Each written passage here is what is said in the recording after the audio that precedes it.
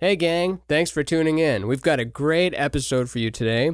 Today's episode, we explore different stress responses across the entire animal kingdom, the sympathetic nervous system, and no, wait a minute, that's not what it's called. What was it called again? Yeah, sympathetic stress response system. You nailed it. Not you nervous system though, right? You said it. It has to do with the nervous system. You're doing terrific. You're doing absolutely great.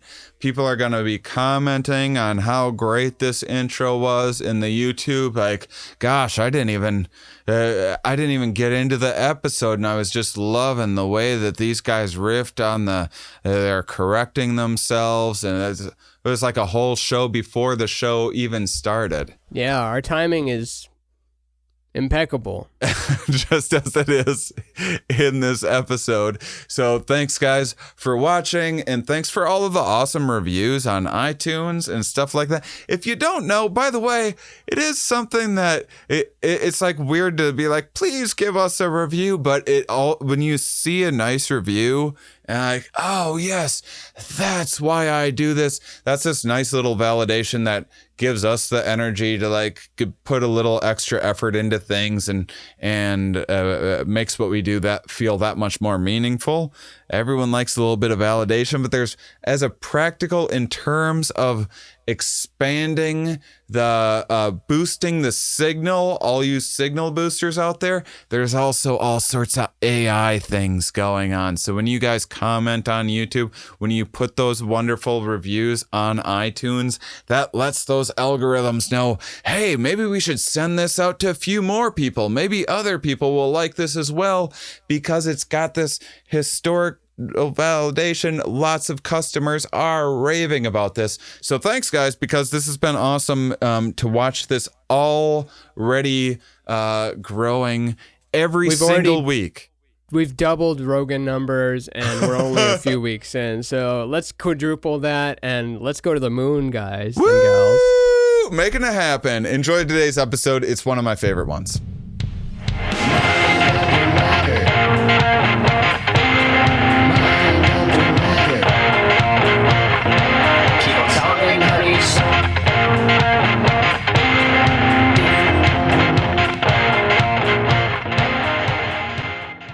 I'll call you talking like this and say, so what is it like to have someone call you and speak to you like this? Because it's not obvious what it's like. And so I was wondering if you could speak on that. Ramin picked up on a thing that Peterson does, which is like acts way too interested in things when he asks questions of guests.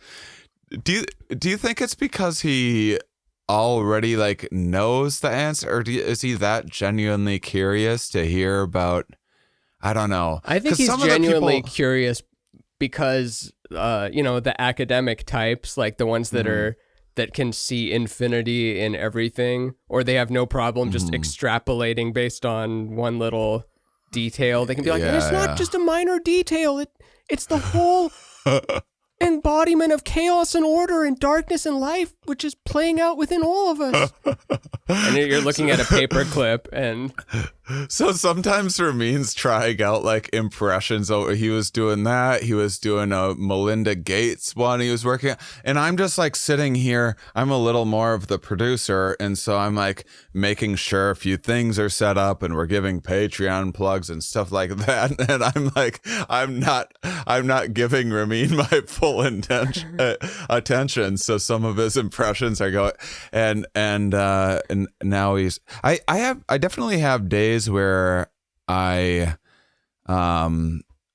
get on a podcast and normally I can just be like a whirlwind of ideas, and some days I'm just like, oh, I don't have any ideas. Yeah. I have no ideas right now. I'm out of them. And the ones we've written down are like, those don't look that great either.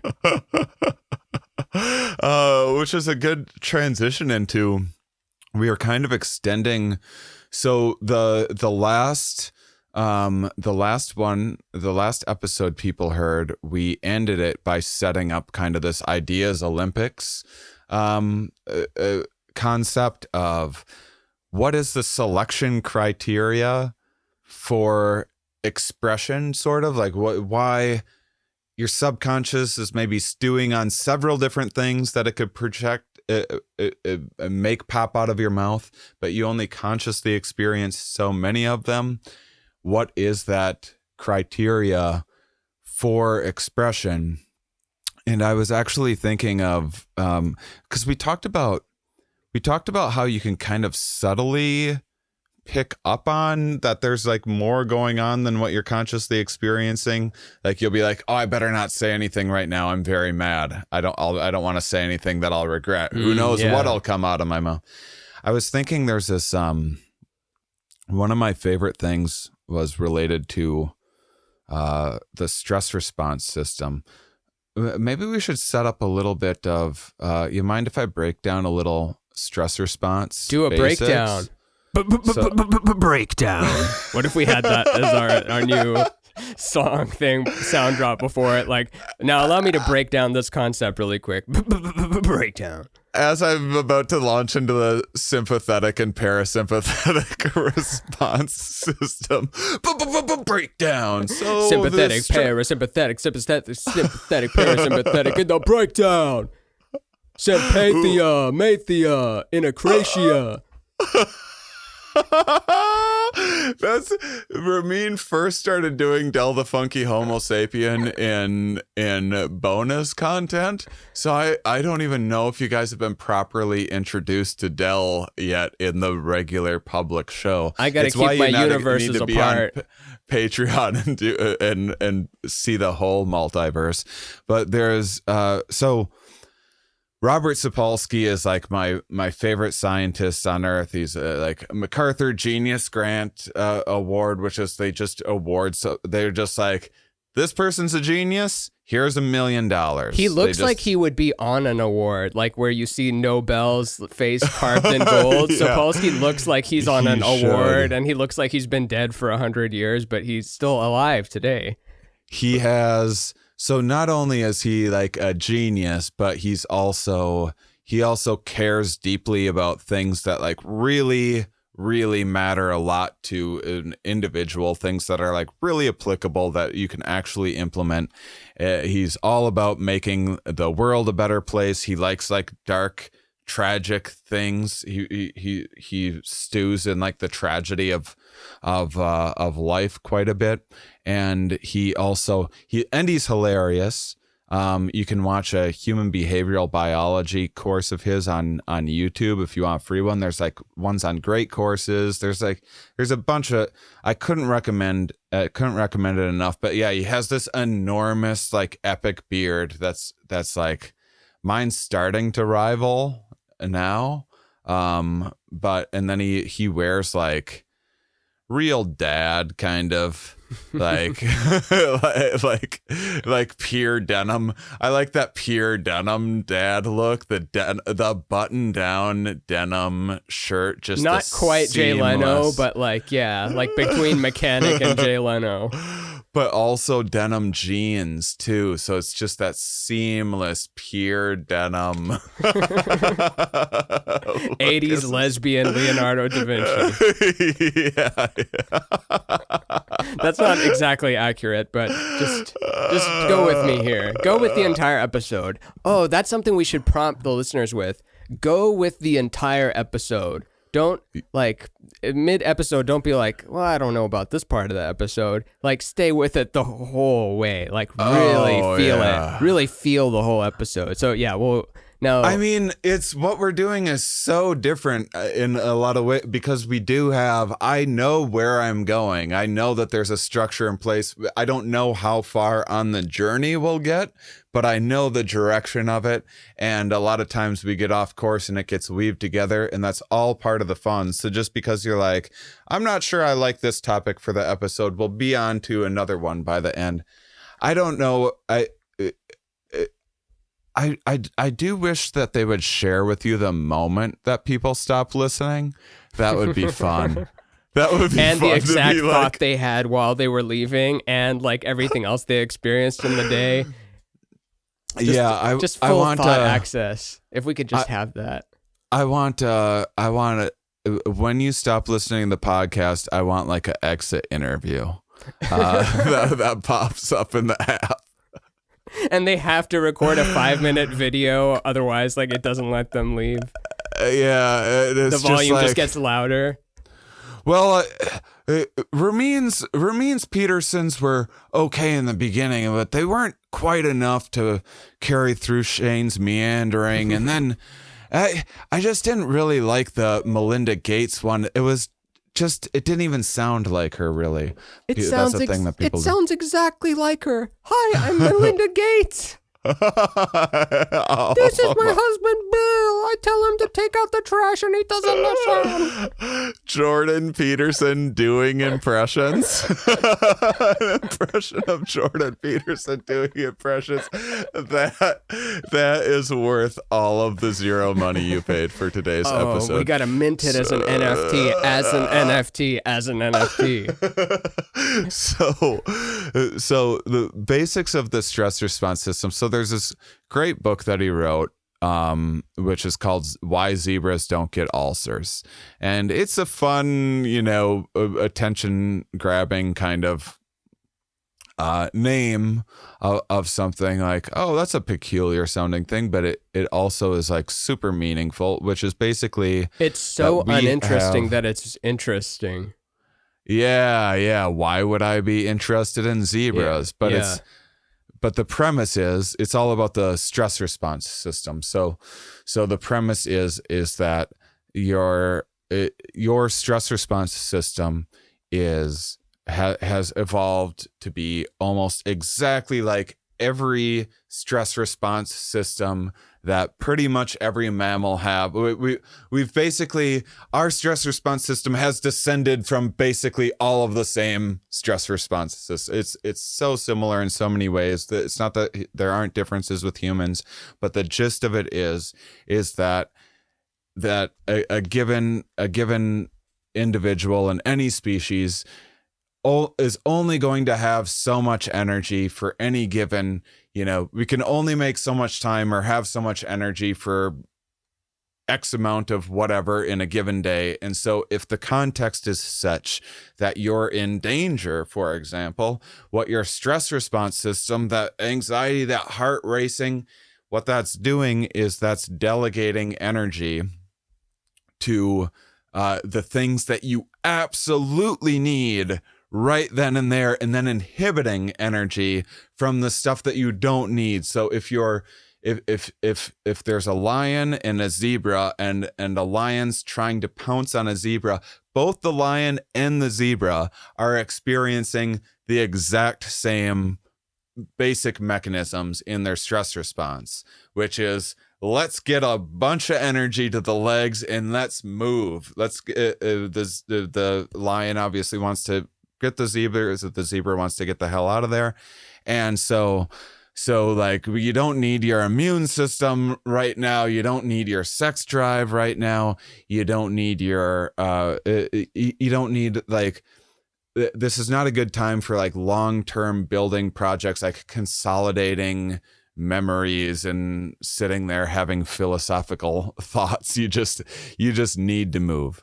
And then you get out of that, so that's called the sympathetic response system. It's cortisol's the major player in it. There's things that happen immediately, but also there's this hormone cascade that's released at that time. And hormones, so if you stub your toe, you have neurons that run like from your toe all the way to your brain. So you're feeling that instantly. That method of that message is being received immediately.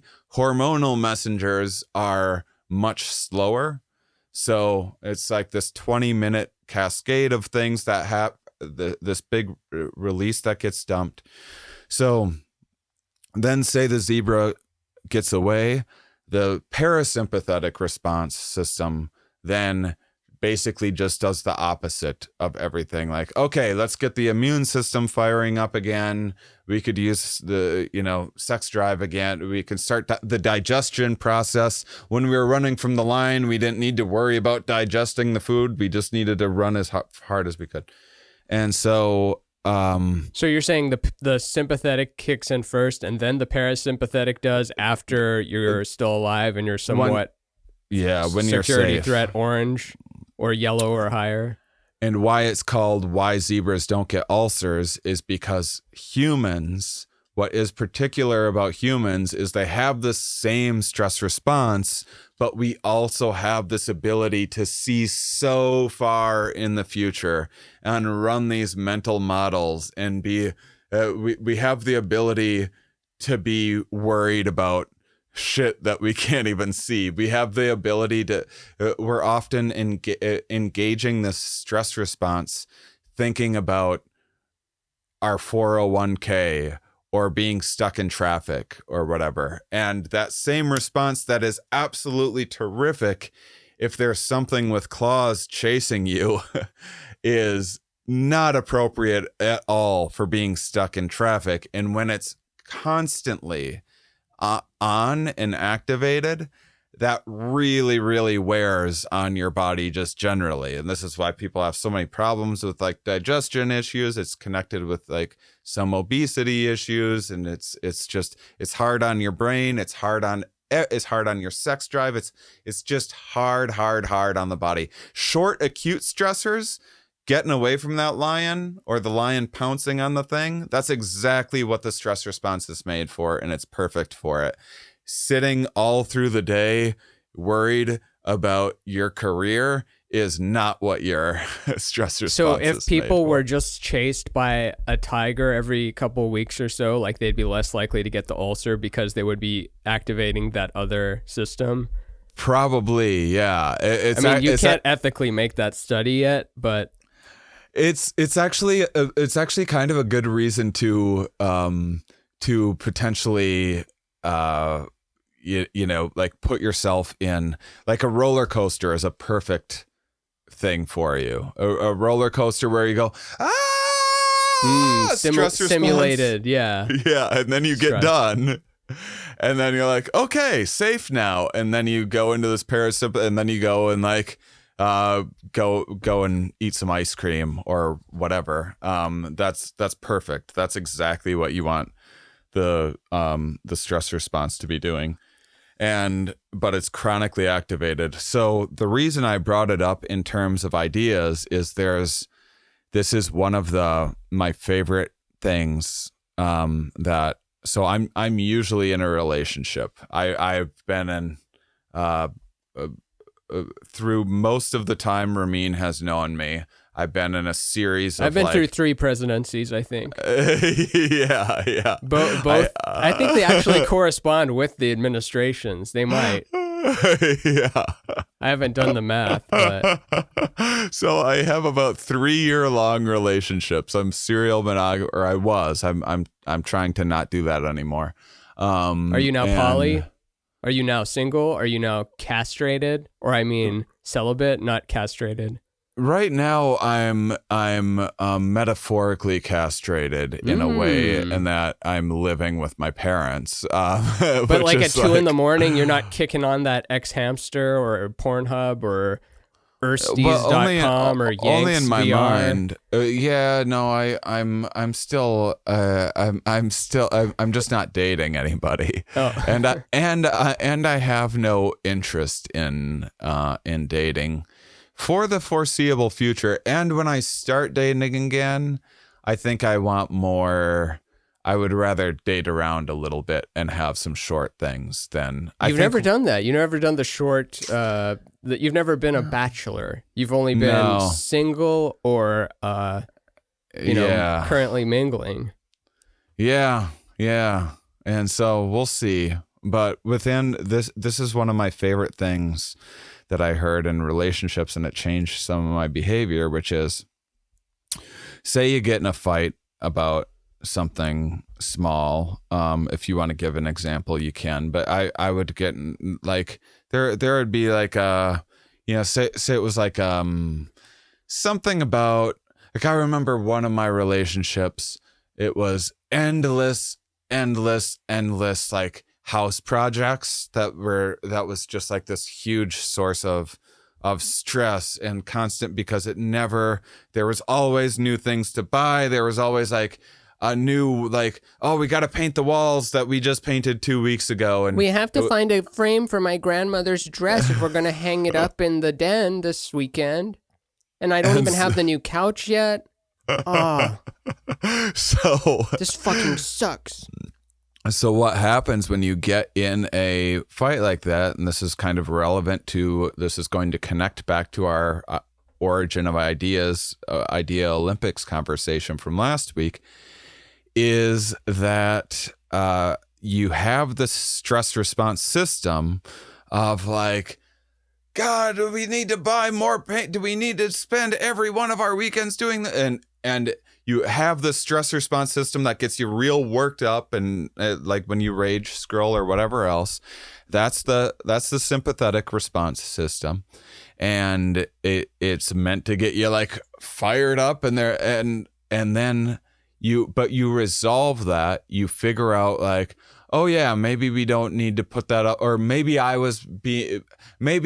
maybe one more changing the paint in this room is fine, and I was being, whatever it is, you resolve that particular issue that you were fighting over, and your stress response is still going, and then the parasympathetic response starts taking place. But that's a hormonal that the mechanics of it are all like mostly hormonal signals.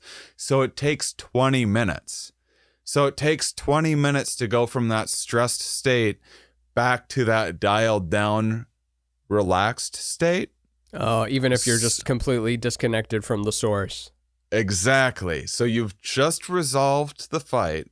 So but now, in history, like if it's the same system, like let's say you had slit the throat of the animal attacking you, does that mean it's still 20 minutes before you calm down, even though you're looking at its dead body and you're like, I'm safe, but exactly, it still takes the time? Because the sympathetic, the stress response system, it needs to be active, it needs to keep you alive. The relaxation systems are like, we'll get to relaxation when we get there. It has a very chill approach to getting you relaxed. It's just like, I'll get around to making this thing relaxed again. It's just not, there's not that many times in evolutionary history where an organism has benefited from like, I need to be relaxed now. So there's no wiring for that. What about at least giving off the appearance of it, like the type of animal that goes really fast and then stops on a dime and then just blends into the ground? Maybe that would have it. But I bet when they're freezing, they're still like the heart's racing, stressed. Still. Yeah. Because even like there's the fainting goats, like come to mind of something that's just like the fainting goats of East Norwegia. Norway. Whoops, there is no Norwegia. Who cares? They would never get mad. If Norwegia was nuked, like how long would it take for it to show up on Twitter? It would not trend. It would be like 15. I like that you're still calling it Norwegia. Just kidding, Norway. Norway's great. I know. And also, oh man, our Norwegian friends I bet they're going to enjoy that. That's a very like Norwegian humor, sort of. We joke about getting bombed all the time. So, which are those goats there? So actually, and that's a bizarre thing. There's no connection to the goats in Norway either.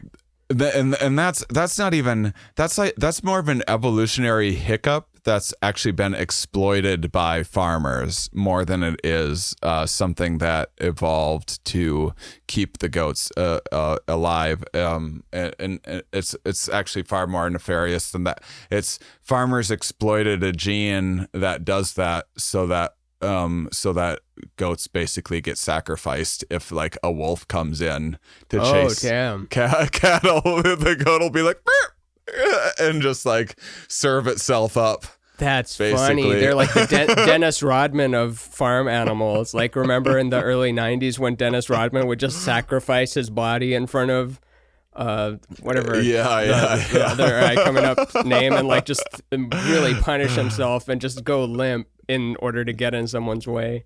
And then he'd have to party afterwards. Yeah.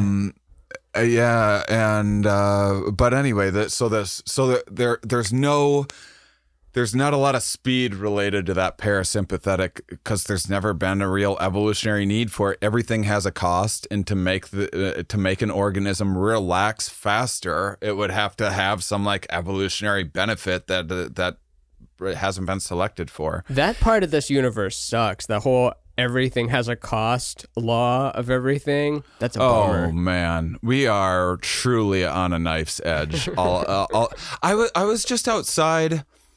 So spring is in the air, and I'm outside on this deck in the sun. It's beautiful, majestic, birds chirping, and there's this little water fountain, and this little bird comes by to like drink from the fountain. I'm there, but I'm like 20 feet away. I'm sure it's seen a human before and probably knows these things don't generally try to chase after it or whatever.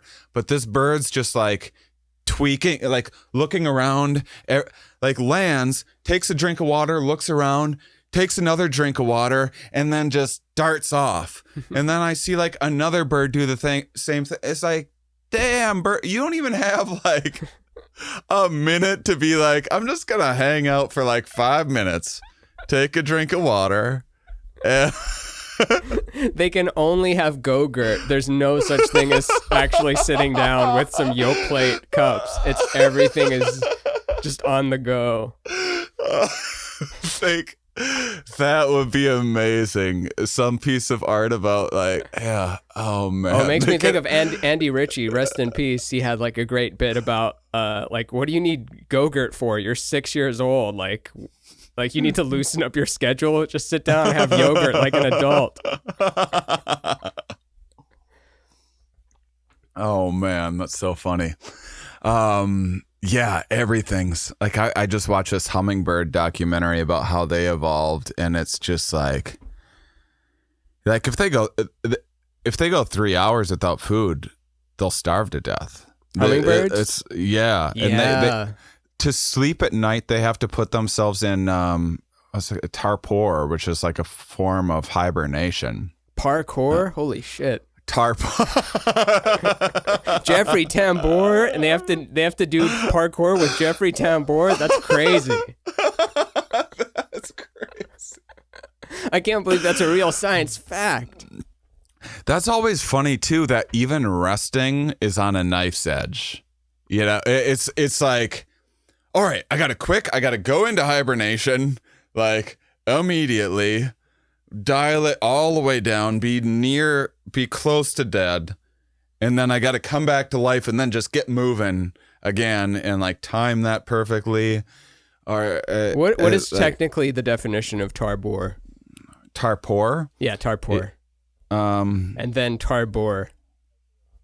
And then Jeffrey Tambor's IMDb. I'm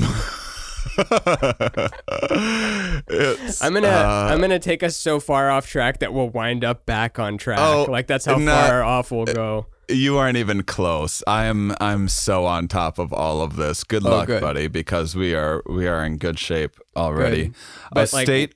Yeah, keep going. It just says a state of physical and mental inactivity and lethargy. And that's not what we do. Ours is a different type of sleep. Yeah, so there's like sleep, rest, and then the extreme is torpor, and then the extreme is hibernation. And then some things like a koala that's like sleeping like 21 hours a day. I mean, sounds nice, but it's sleeping for its life. It's like,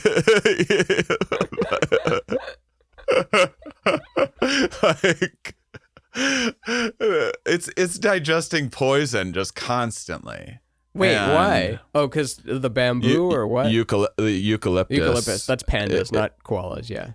Yeah, and eucalyptus is it's the evolutionary trade-off they've made of having same thing with sloths of having is putting a lot of evolutionary energy into like a very fanciful digestive system. We should do a sloth week at some point, like the way the Animal Planet has Shark Week. Like we do Sloth Week on this show, and that's like becomes our flagship, dessert. Oh yeah, I have so much to say about sloths, but it is because it's so peculiar to have like this, because you like resting is so pleasant, and it's just so it just feels like this is the stuff. But so many species out there just have it dialed in so much that it's just like if I don't rest exactly like this at exactly this moment. Dunskies. What did they feel like during it, though? I mean, I know we can't speak to their subjective experience, but do we know if they're having a pretty good time in that 20 hours of sleep? I mean... Or are they just like having nightmare trips where they're like battling the poison through archetypes in a koala-based language? Well, my speculation would be that much like you can imagine horrific things and have a panic attack or whatever. I imagine most species, like when that bird comes to get a drink of water, like a spaz, and not even enjoy. I imagine it's because it's like, oh, something trying to get me right now. Is there a mate around? It's simulating many different things that are happening. So probably, I bet a koala is like just often dreaming of nothing but pleasant things to keep that parasympathetic response because that's the parasympathetic response is important for digestion. That's going, hey, let's delegate a bunch of stuff to digestion, sex drive, that sort of stuff. And so eucalyptus, and by the way, there's speaking of koalas, they're also like incredibly finicky because when you're eating like poison, you want to be somewhat selective of it. And so I think there's like 10,000 species of eucalyptus trees or something like that. And they'll eat like 20 of them. There's like 20 that they're like, and they're super picky. It needs to be super fresh. I guess they're like an incredible pain in the ass to keep alive in a zoo. Because like those trimming eucalyptus to like get to, they're awesome. I've held a koala before too, which probably you're not supposed to do, but like they should have been. I mean, nothing should or shouldn't be here, but like if you're saying if we weren't meddling with it, they would probably just be dead. Well, I mean, it's impossible to know because what would evolve if we were gone? Something would occupy that vacuum, and we don't know how that would behave. So it's easy to just extrapolate and do that whole I hate saying virtue signaling because it makes me sound red pill, so I need a better word for it. But the whole narrative of, if we humans were just gone, if we weren't here, it would be a beautiful grass land of, like who knows what would fill in the power vacuum. Something else would. It's and it's brutal out there anyway, and everything's on the knife side. But there's convergent evolution that's kind of shaped these like sloths, pandas, especially koala bears. There's things like that have cropped up, and there's been like, for example, there's been a bunch of different sloths. So you just can't keep sloths from popping up, and they've evolved independent of one another. So it's been such an evolutionarily beneficial idea to just hang in a tree doing nothing. So they have a lot going for them. They're like small and kind of not worth eating, even if you do see them. And then they're like, so they're just like kind of probably not the best meal for anything. And then they're just surrounded by all of their food, and nothing else eats their food. They're probably, because they're eating poison all the time too, their meat's probably not that probably gets like in their meat a little bit too. It's probably not the best for you if you're a panther or something like that. They found a lane where they could just be left alone. like a over guy that and pisses over themselves again. in jail so no one touches him. You ever hear of that archetype? That's what koala bears are like. Is the guy that pisses himself in jail. Or doesn't bathe, so just everyone wants to leave him alone, but also they're having a tough time. It's not a perfect analogy. I'm just reaching for stuff today. I talked about bombing Norwegia earlier. It's a weird episode. I think you're being overly. I think all your timing's fine, and your being in your head is just dialed up more than the usual amount, which happens sometimes because mine's looser today. Mine's a looser kind of like, oh, I'm being kind to myself today and not second guessing every single. That's cool. thing. I gotta mimic that. That's cool. I gotta be like that. Teach me, oh teacher. Teach me. Well, it doesn't happen often. My God, we are two overthinkers. That's for sure. So back to the stress response system and fighting. You're having this relationship fight, and you solved the thing. You came to the perfect compromise. Instead of painting the room, we're going to get this new like decorative piece or whatever. That fight is resolved. Now it's going to take 20 minutes or so before that parasympathetic hormonal cascade dials everything back down and gets you back to this nice homeostasis, right? But what happens when you've resolved the fight, but you still have your hormones screaming, there's a threat, there's danger, is what happens is you're always looking for, you always have like motivated reasoning. And then you always have this confirmation bias. So you start searching for things to be upset about. You're like, what am I supposed to be picking up on here? And so what do you usually do? What does a person generally do is you start searching back in time for other things. Yes. So you just start piling on your list of grievances. You're literally using a time machine and grabbing trouble.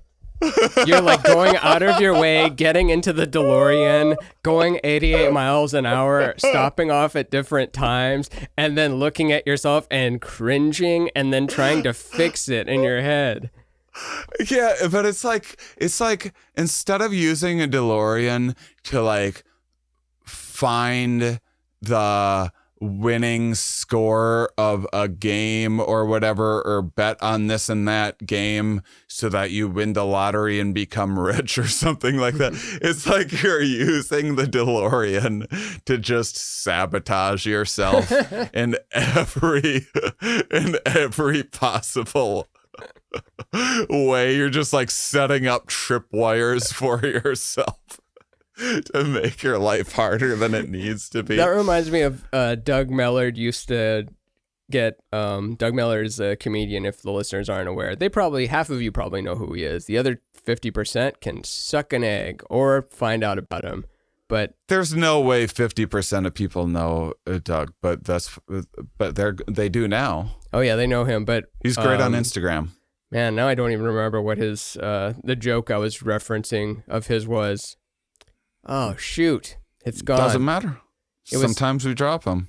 It was exactly the right joke that fit exactly with searching back in time to sabotage yourself with the tripwires and stuff. Oh, now I don't know how to articulate it right. No, let's move on past it. But I will say that it has to do with getting really drunk and playing a prank on future you, such as like turning the AC all the way down in the hotel and like making an ice bath and then passing out in it and then waking up freezing, and then so that your past self would laugh at current you, which is just sociopathic. I used to do that to myself. Or not sociopathic, but yeah. All of the time. Yeah, it's like self-sociopathic, kind of like. I used to do that to myself all the time, of just like, whatever. I'm in charge now, and Mister, I shouldn't drink so much. All right. Well, I got some news for you. Good luck waking up tomorrow morning and finding this.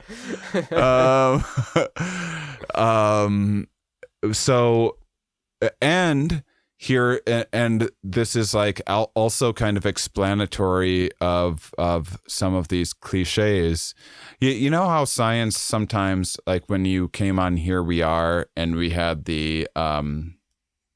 we talked with Sean Green about he was like, here's the kind of cognitive biases I would suspect might happen in your career. And so he'd be like, yeah, there's like recency bias, and is it latency or whatever, where you tend to remember the beginning and end of things more. And like, oh yeah, comedians have a rule about starting strong and ending strong. This is like a thing that comedians have picked up on without consciously knowing about, these sciencey cognitive biases or whatever. Yeah. Well, this is a similar thing where, so the female parasympathetic response, for whatever for some complicated reasons I don't quite remember, takes like 5 more minutes to dial down than the guys does. So a guys takes like 20 minutes to dial down. Ladies takes like 25 minutes. There's individual differences. I would have guessed opposite if we're talking about humans, like, because I feel like let's just call it a stereotype that women can bounce back faster from emotional dips, and then men are kind of like, if they get upset, it's kind of like, I'm still mad about the thing that happened an hour ago, whereas like women could more likely cry and then be fine in 5 minutes. Yeah, I think that if I were to take a awkward whack at explaining that one, it would be that I think that females in circumstances maybe just tend to handle getting worked up a little bit better than guys. It's different, guys tend to like get real punchy and stuff like with one another, whereas like ladies tend to like, talk behind one another's backs. They more attack or whatever. reputation, and men attack physical body. So it's a very similar thing. It just kind of expressed ever so slightly differently. But so it's 5 extra. They're taking just slightly longer to dial down, and this thing that human brain consciously does to validate this feeling of stress is search back through time once the issue's already been resolved to like pile on. It's because your consciousness is making a case for a feeling, Yeah. Why do I feel this way? And consciousness will be like, whoa, I have lots of story, like so many drafts. So many drafts that you delete in your head and are going back to be like, well, no, that doesn't make sense. Even with my own personal biased logic, I can't really justify that out loud if I were to say it. It's the danger in just buying into it. It's the danger of experiencing a thought and being like, yeah, that's probably right. That's a lot of Patrice O'Neal's comedy. I think he would even describe it like that. It's like, it's about a feeling.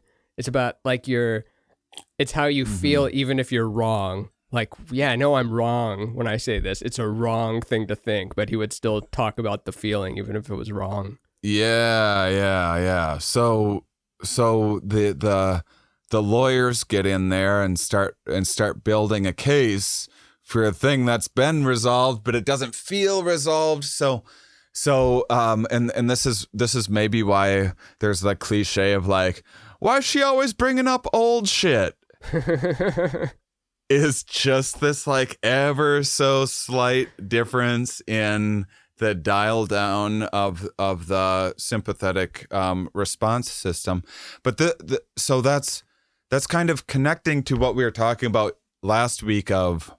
Is that like a true thing though? I know it's been perpetuated, but the longer you're around and you hear stories and you experiencing it yourself, like I think we're we're both just as likely to bring up the past or have that. Oh, I'm sure. Yeah. But there is definitely like also a slight gender difference in there. Either way, I think that no matter what gender you are, no matter what your relationship is or circumstances, as long as you're a straight white male, then you're all good. As long as you're a straight white man, then you're all good with us. Probably a good thing to try out would be to, if you notice that moment of like, oh, we just resolved a thing in that fight, be like, hey, let's separate for 20 minutes. I'm going to go for a walk and come back, and then see if you still are creating those stories and everything that are only, now it's, because then it's endless. If you consciously create and start building a case, now you're set off that person's stress response system again. So then it's not like both of your stress responses are working in conjunction, because one of you might start dialing down, the other one's still revved up, and that person still being revved up might rev up the other person, and it's just if only we saw it. If only we saw the timer. Like if we saw the cool down timer, like the sympathetic nervous system deactivated, cool down timer, 20 minutes, do not re-engage. It should be something that people put in their Fitbits or something like that eventually, We probably aren't far from smartwatches. We're probably like not even 5 years from that. It would be so awesome. Because who knows if we'll use it, but just in theory, the ability to have that metric. Yeah, and so this is why zebras don't get ulcers. Zebras aren't sitting there like consciously creating endless stories of the future and drawing on the past, all of as far as we know, and so yeah. But this is tied to in the Idea Olympics thing we are setting up. Why, when you say a thing, like, ooh, I'm gonna say something right now, maybe. Why do you choose one path over the next? Why do you choose a certain timing? There has to be like this perfect mathematical, whatever neural cascade of like, ding, like the turkey gets done and the thing pops, and it shoots out of your oven mouth hole. The winning sperm. Exactly. Or winning egg also. Yeah, and... Well, actually, that's not true, because the egg is already in place. It's not like the eggs are also racing in that same moment. That would be funny.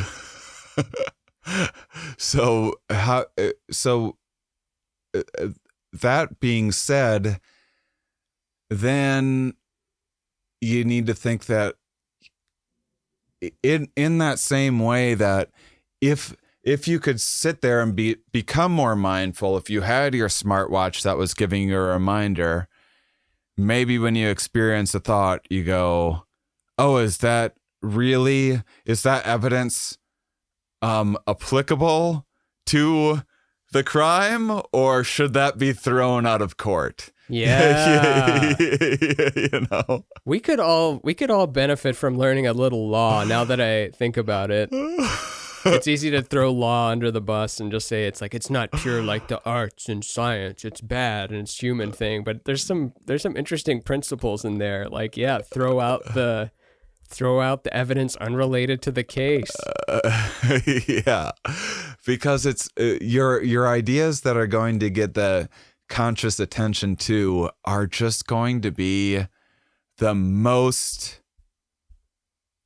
Sometimes they're going to be the most extreme ideas, and that's not necessarily a good thing. No, even the word or phrase extreme ideas conjures up like a whole sort of thing. You're thinking eugenics, Hitler, Richard even Spencer. Just you wake up from a nightmare or whatever, or you hear a creak in your house, and evolutionarily, you have this negativity bias where if you miss a threat, if you happen to not notice a threat that does exist, so if you overreact, so we're just in this predicament from a stress related side, because if you overreact at night, and are like, is someone breaking in? Oh my God, it sets off this whole thing. it's going to take you a while to dial down. You're up now. You woke up your spouse. You got a flashlight. You did this whole, and now you're not going to be as effective tomorrow at work because you lost, an hour or whatever of sleep over this. What was just a noise outside. Just unless the you're wind George caught Harrison. something. Unless you're George Harrison, in which case a deranged fan did come over to his house and started to beat him with a fire stick poker.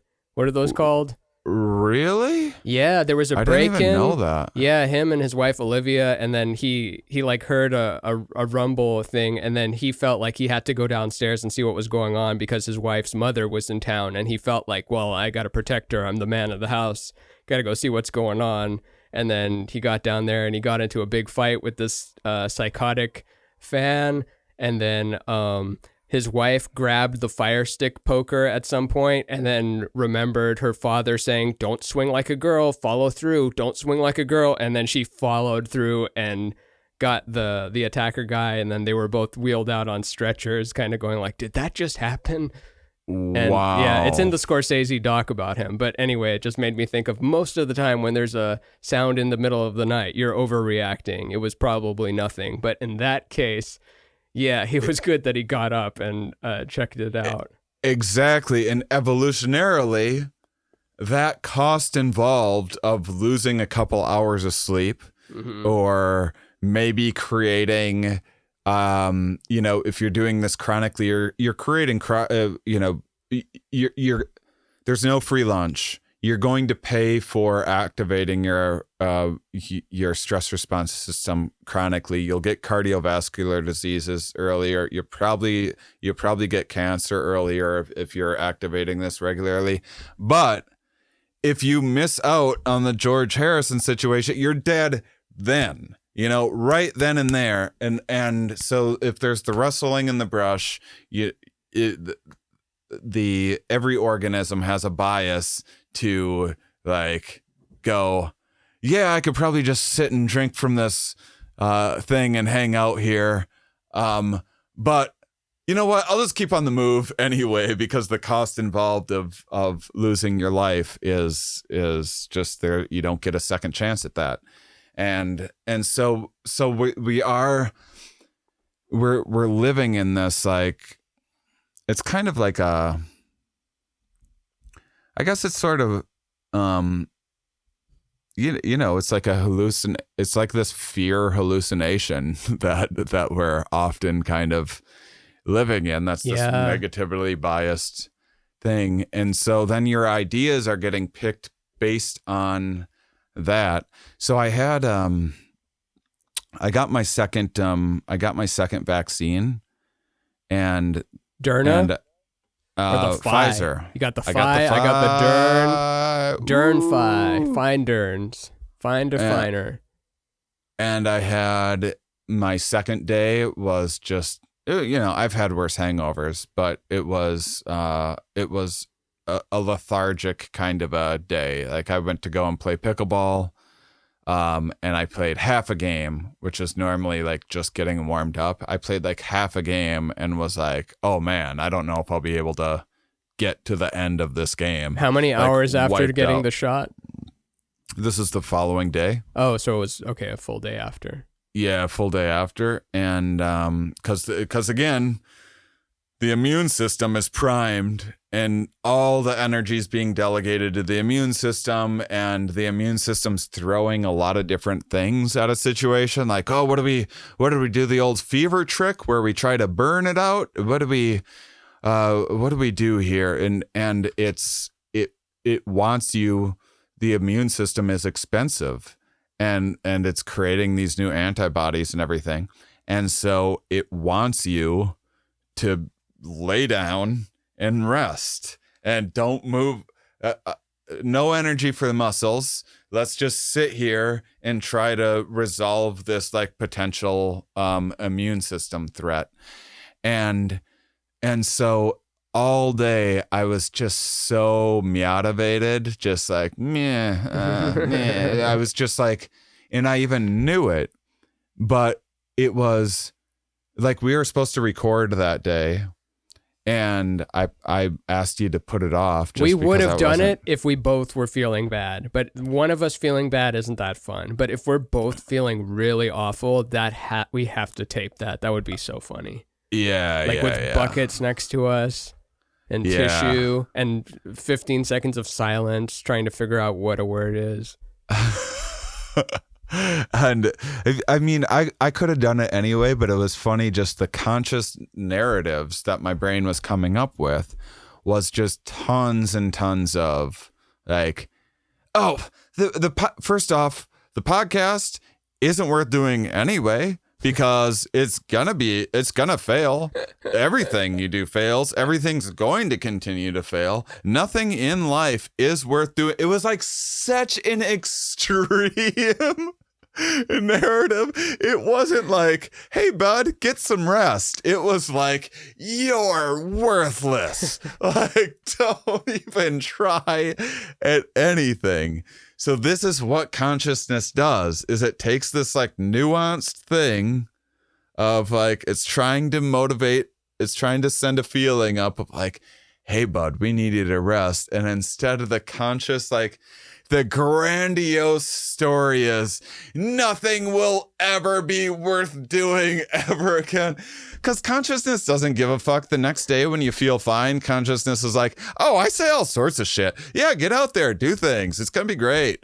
Have we talked about how the ego doesn't care if you're the best or the worst. It cares about being the most something. So sometimes if you're like, well, I'm the worst, everything I do fails, I suck, I'm stupid, then that's like being egoic, because it's like, oh, no, you're not the worst. You're clearly like way better than this amount of people. And then there's the Jeff Bezoses or Lizzos or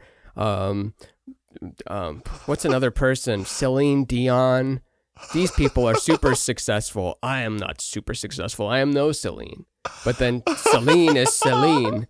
And there's Selena. I'm not Selena or Celine. I'm not Celine minus Selena. I am nothing. I'm the lowest, smallest. Yeah, you're still being egoic then. So to do what, Thich Nhat Rinpoche Khan says, to release that monkey mind, you're never the worst or the best. Well, that's right interesting too, because now you're searching for evidence in the environment to confirm this. Now, so you just keep on piling on to building this case. Like, if I am not Celine, I am nobody. What is worth being if not a Celine? And like, just an insane narrative. And then to make matters worse, like, we're social animal. So what do you do is you call friends, and not your friend isn't always going to, your therapist, no one's ever going to know exactly the right thing to say or what you need to hear or what you're experiencing, mostly because you aren't always communicating it. Like, this is why therapists go like, oh, so what I'm hearing you say, and then they rephrase your, like, what you just said in like just a slightly different way. Like, oh yeah, that's what I'm saying. That's what hostage negotiators do as well. They're like, step one is repeat the last sentence they said, rephrase it and say it back to them as a question, which I would be terrified to do that. But I know he's just trying to sell a masterclass. I know that perhaps it recalls a different tools kit every time. Or that kind of thing is just probably feeling it out more than anything. Yeah, what is? Hostage negotiator. Oh, yeah. You can't just always go by the book, because sometimes you might be dealing with someone who knows the book and is just doing everything to... I don't know how I got on hostage negotiators. I've never even seen one outside of movies, and I don't even watch a lot of movies with them in it. So why even bring up hostage negotiations to begin with, other than because it's fun and exciting. Yeah, it relates to the idea of the psychology of mirroring, I guess. You can take anything to a sociopathic degree, I guess, but some of it is just normal human relation. Like, yeah, you mirror back I mean, that is when we're talking each other down and when we're talking ourselves down, it is that. Like, you have, like, sometimes you're literally like, I'll do it. I'm going to end it. You got a knife to your own throat. And then your negotiator is like, okay, come on now. Really? Over this? Can we wait until tomorrow and see if you still feel this way? What if you, okay, keep the knife there, but can we, like, what if we get some pizza? Can we get some pizza for everybody? That's like what Tony Robbins does. Have you seen Tony Robbins' documentary where he's like, because I know we've mentioned on a previous episode that you were going to walk on the coals with Tony Robbins, but in his documentary, on LSD. The documentary is called I Am Not Your Fucking Guru, or I can't do it right now. I don't have any Tony Robbins in me. But one of the guys that was at his thing said that he was suicidal. He's like, yeah, I'm thinking about ending it, and I was going to end it before I came here, and now I just wanted to come here before I end it all. And then Tony just tells him, like, is it because of the fucking shoes? Is it because of your red shoes? And just starts making fun of his shoes and tries to get him to laugh, to kind of make it more light. And it worked. The guy kind of laughed. And he's like, see, you didn't want to kill yourself there when I was making fun of your shoes. But that's quite a gamble. That's why I think it's so much about feeling it out. Like, it really, to be able to talk someone down by making it a lighter situation, it all depends on how you deliver it. Mm-hmm. So that's the other thing too. So you reach out to someone, you go to Tony Robbins, like, going back to that relationship fight, what happens when, you know, like, so I just got in this fight or whatever, and maybe, okay, we're going to go, like, you know what? I'm going for a walk or whatever. And she's still experiencing this stress response. So am I. We're both still experiencing this. I go for a walk.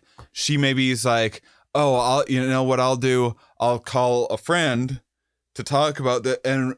But when you call someone, and that's like, your friends have your back, you know, even when they shouldn't sometimes. So you, like, people pick up on what you want to hear, you know? And so you're like, so you resolved the new decorating issue, but you're still fired up, and you're searching back in time at all the other times that that they were an asshole or whatever. And then you call a friend and start, like, expressing this. And then this is like, they already have a case built against your significant other too. So they're like, oh yeah, you know, another thing that I don't like about them, like, this is their just, so just like, it piles on and it piles on, you know, through these extensions of, so it's not just our consciousness creating these stories. Then we seek validation. We look for evidence in the physical environment, and then we search for evidence and confirmatory evidence within our social networks as well.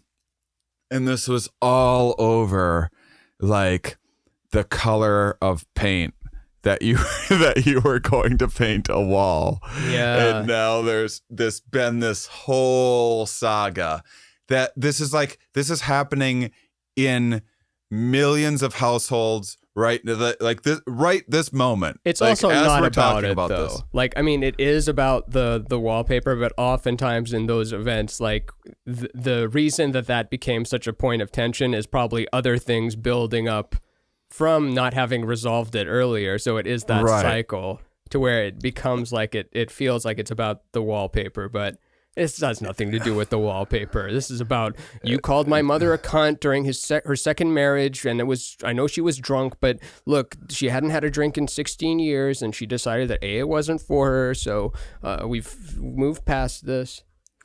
So that's interesting, and that's like kind of another side of a coin of it, of like, so why do ideas get expressed and selected for? Well, one, like, these these dramatic ones, these stories that we think of that are like these extreme versions of a more nuanced feeling that we're experiencing, some subtle hormonal cascade that we can't put our finger on, that we aren't mindful of sometimes. And then other times is you're like what you said in that situation, is you're looking for the opportunity.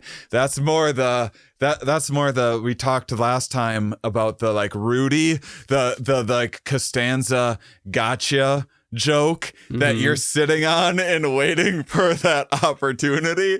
That's the other. So that's your subconscious. That's the shit that's been bubbling to the surface, waiting for that opportunity to express itself. And then it sees a paint can walk through the door and this is it.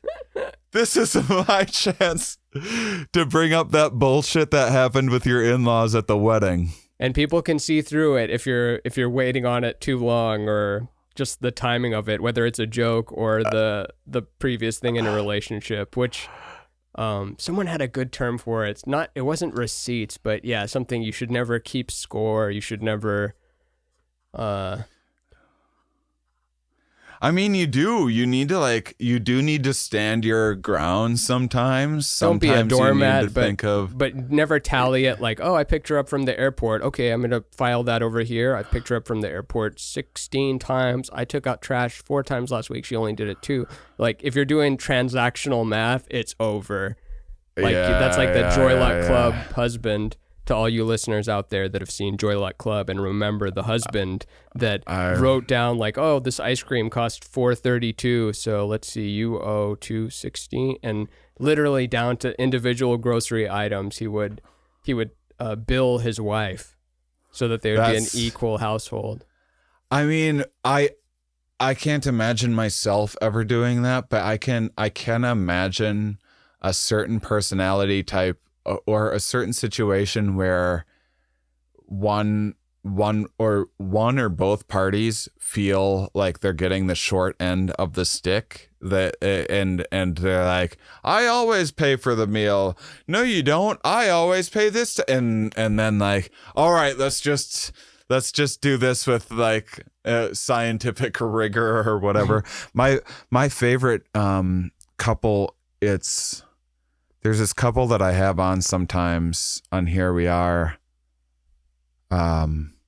Celine Dion. Celine. And something Markovich. Joseph. It's Joe Goodman. You're going to have to edit over this. Celine Malcoach. That's it. Not Malkovich. Malcoach. Yeah.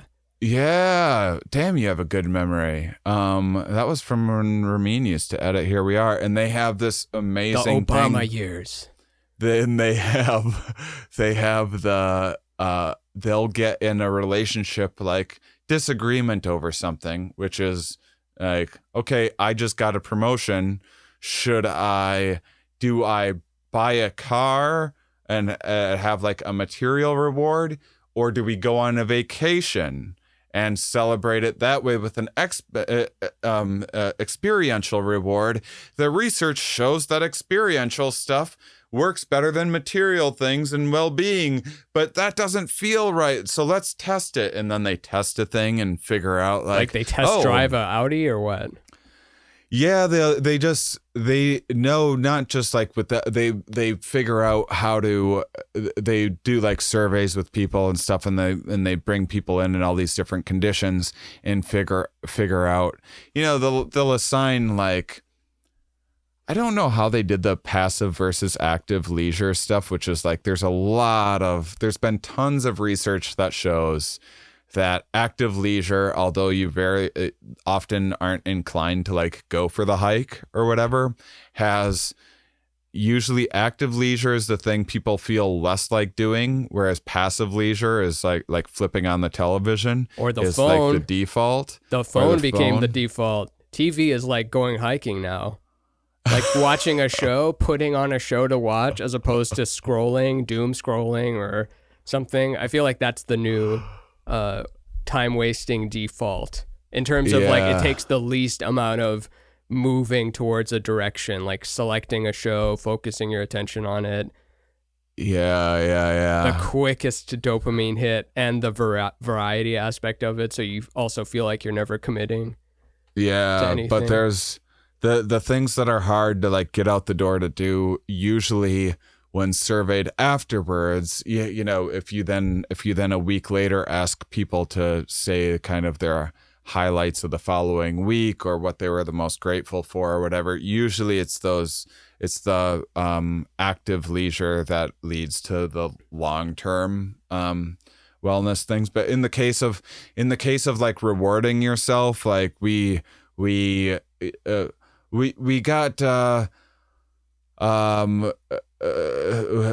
we broke the top 50 comedy podcasts or something like that. What do we do? And actually something like that is sometimes getting yourself a little trinket or something like that turns out to be better, because material possessions usually don't increase. I'm getting off track with all of this. No, I want to know what the end of this is. So you're saying like material rewards do better for this specific. So generally speaking, experiential activities, going out to eat, going on vacation, stuff like that, are going to make a person much happier than the new car or whatever. But when you're celebrating, when you're giving yourself a reward for a milestone, for an achievement, actually material things can do better, because that thing that you got yourself reminds you of that achievement. So if you like buy a new phone just because a new phone's out, it's probably not going to make you that happy. If you buy the new phone because this milestone just happened, and now every time you pick up the phone, once in a while you remember that achievement that you made, or you get like that new car or whatever. So when you like a new car, you're excited about it for 2 months, but sometimes, but if you attach it to like having got that number one in sales that year or whatever, then every time you look at those keys, you're like, oh, this is also like, I'm great at what I do. Yeah. You're tying that sobriety chip, not a sobriety trip.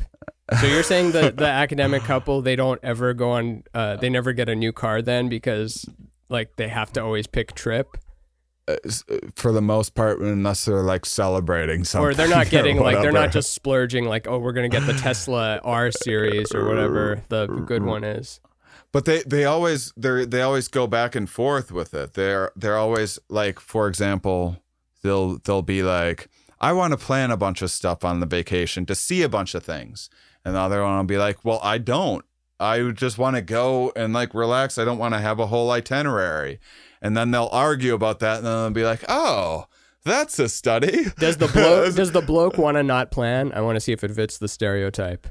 I think he was the planner. He's the planner? Actually. Oh, then the stereotype is bullshit. All gender stereotypes are bullshit. You heard it here first, folks. Yes, queen. Clip it and ship it. Clip it and ship it. The most woke podcast in the universe. We believe in equal rights for all. Except for Republicans. So yeah, they had like that one, for example. They ended up, so they do this huge analysis of, they'll find related studies, they do studies of their own, and then find out that, yes, if you try to book too many things on a vacation, now you've just turned your vacation into a job. Individual differences apply. Some people don't like leaving it all to chance and like winging it, but your best, the best thing that you can do is plan a couple things. Take it like really easy on the planning and allow for lots of flexibility for a vacation. And then alternatively, another thing you can do to resolve both of that is go and have someone else that like lives there. If you're going to visit Asheville or something, have Duncan Trussell like put together his list of things to check out, and then you go and take the Duncan Trussell tour or whatever. So you're not sitting there putting together the list and attending to and creating this job for yourself that you end up being like, oh, I better see Statue of Liberty. That's what you're supposed to see if you go to New York, right? And then Asheville, North Carolina, their Statue of Liberty. Yeah, their Statue of Liberty. I was thinking about the Statue of Liberty and how funny it would have been if we would have like sent it back or just been like, no, thank you.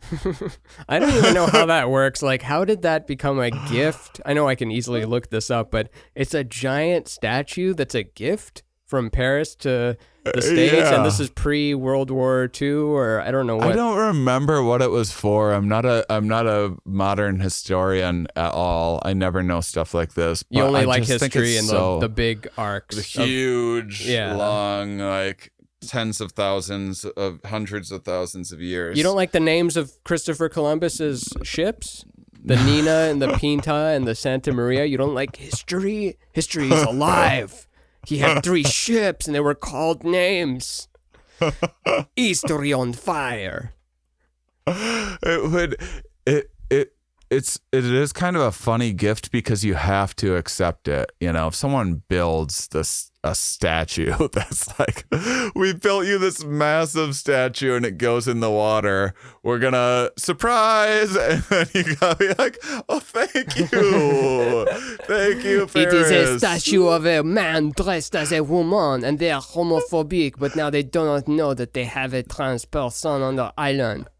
It's such a like artsy thing it's such a French thing to like. I'm sure there's practical things that we probably could have benefited from that France could have given us instead. It's this enormous like, okay, I guess we build an island specifically for this. We will teach you how to make delicious food with only 2 ingredients instead of 100 ingredients. I thought of that example of like, if you're going to New York, that's like a thing that no New Yorker would be like, you gotta check out the Statue of Liberty. you know, that's why you get someone local to check out the thing rather than like doing the things that you think are going to be good or the tourist attraction things. And you used to be able to go into the Crown, right? As long as we're doing the Statue of Liberty episode. It's part of the Mind Under Matter canon because episode 3 has the Statue of Liberty in the planet of the indecisive apes. Yeah. So it's canon now. So it's okay to bring up the Statue of Liberty.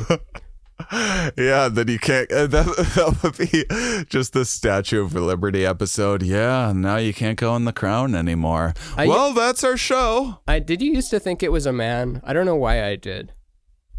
Oh no. I don't know why, like, because it does look like it's a robe or dress kind of thing, but I think when I was like 4, and then when they're like Lady Liberty, I'm like, oh, it's a lady. That's crazy. No, I never thought that.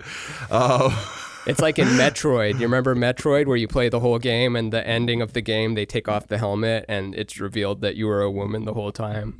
And in video games, like there was no women unless you were rescuing a princess or something. So it's like you were a woman playing this the whole time.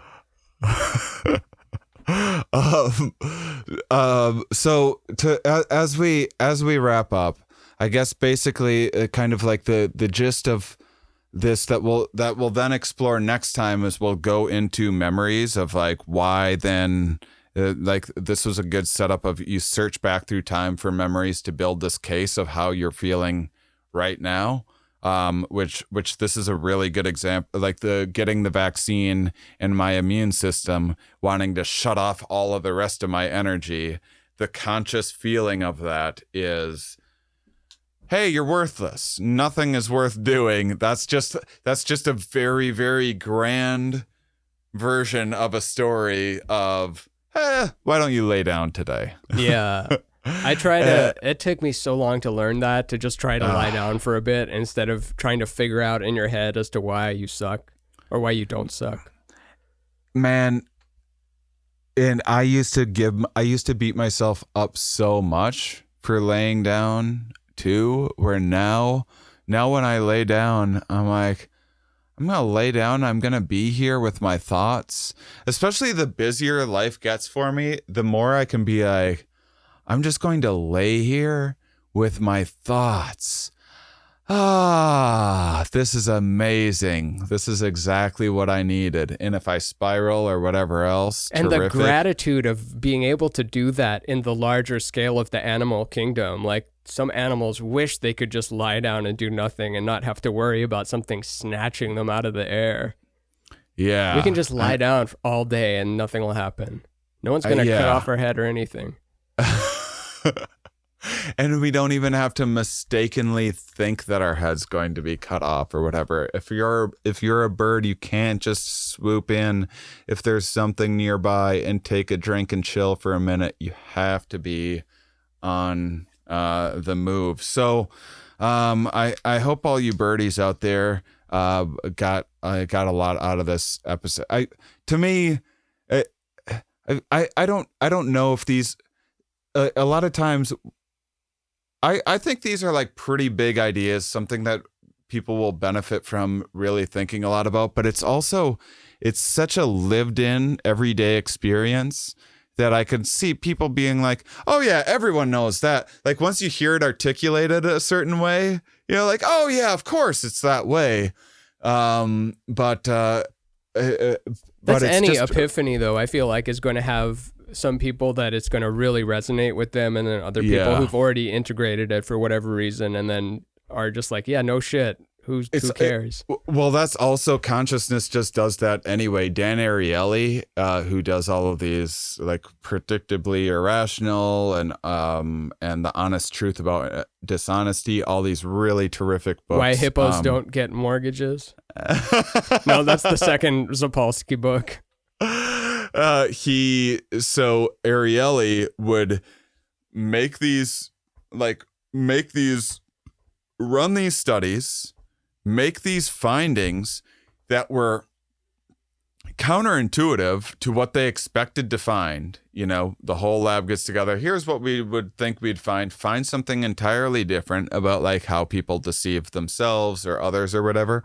Find something completely different, have this novel finding, go in front of an audience and explain it and the reasoning behind it, and people will be like, yeah, we all already knew all that. Like, why did you even just say all those things that we already know?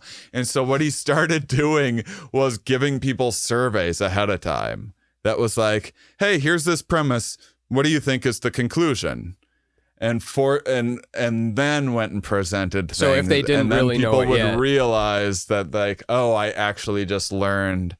Here's why this was a counterintuitive thing. But consciousness is so good at being like, oh yeah, knew that, got it, done. Let's do that for stand-up. You hand out little surveys like, bitches be shopping, true or false? And then if they write true, you let them in the show. And then if they say false, then you don't let them in the showroom.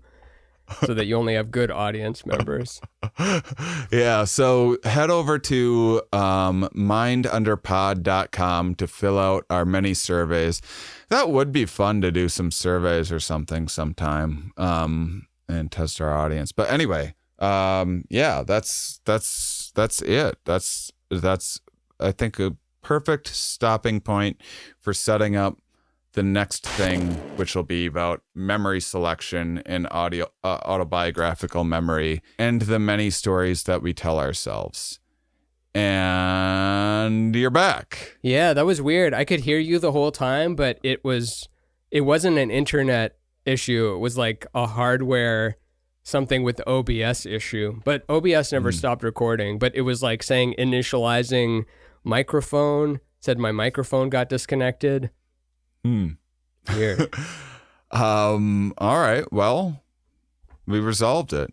So until next time, keep on salivating, honeys. Ding!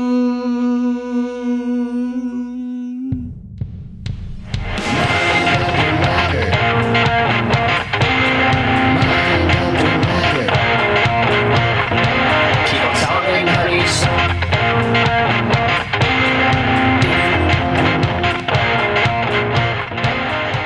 Thank you so much for listening, everyone. If you want more of this awesome content, be sure to check out our Patreon at patreon.com/mindunderpod.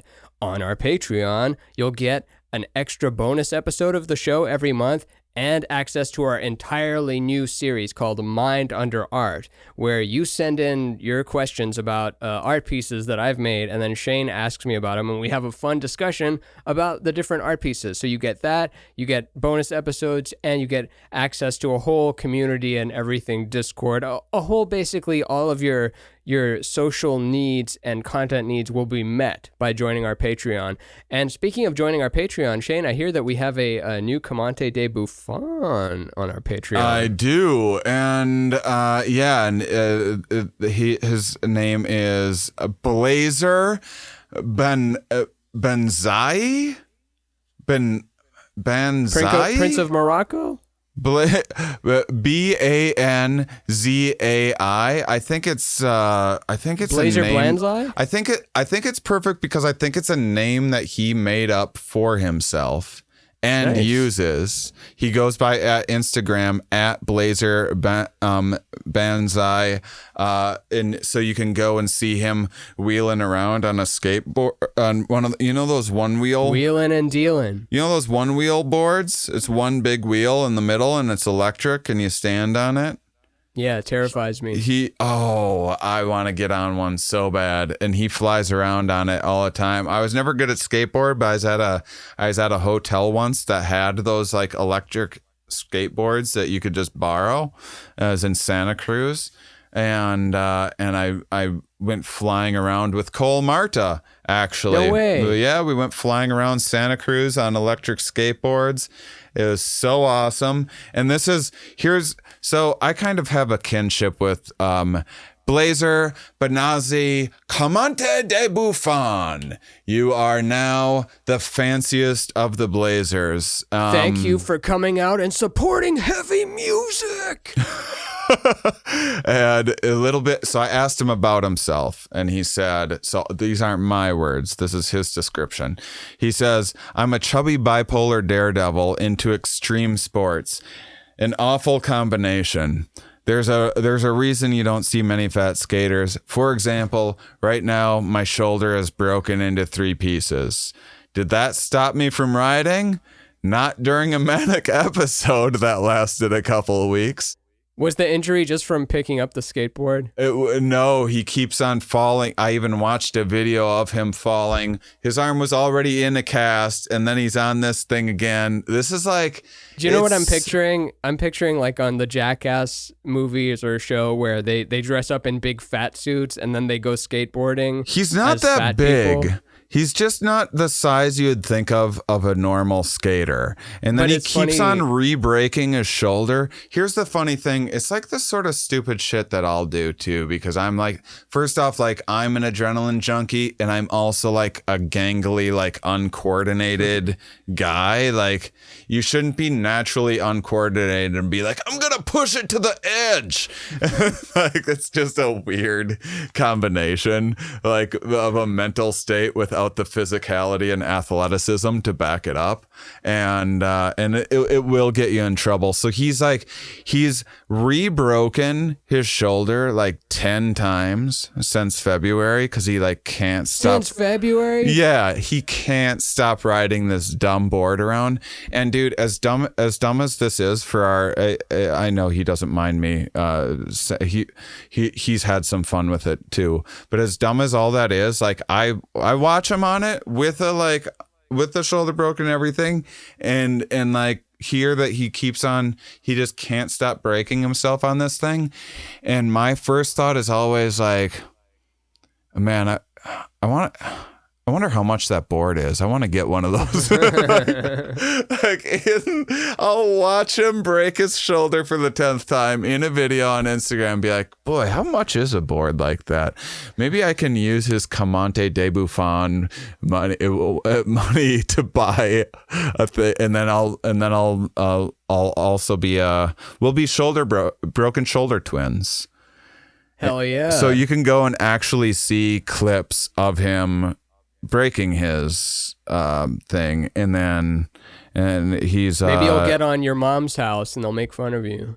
Yeah. And so anyway, thank you. Thank you, Blazer Benazzi, Comante de Buffon, for your wonderful, wonderful generosity. And if you haven't checked out, like Ramin said, Mind Under Art, a lot of things with Patreon is like you're getting like behind the scenes stuff or bonus things, or you get to play board games with me or whatever. But actually, Mind Under Art, unlike being just like a meh, like extra little bonus thing just so we have it, I wouldn't be surprised if there's people that like Mind Under Art as much or more than Mind Under it's Matter. Better. It's just better. It's a slightly different format, and then it's like 30 minutes instead of 90, but it's also just kind of it's the same big conversations, same number of laughs and everything else, but it's just a slightly different aspect of who we are. So it's a cool way to check out more of what we do if you're still salivating, honeys.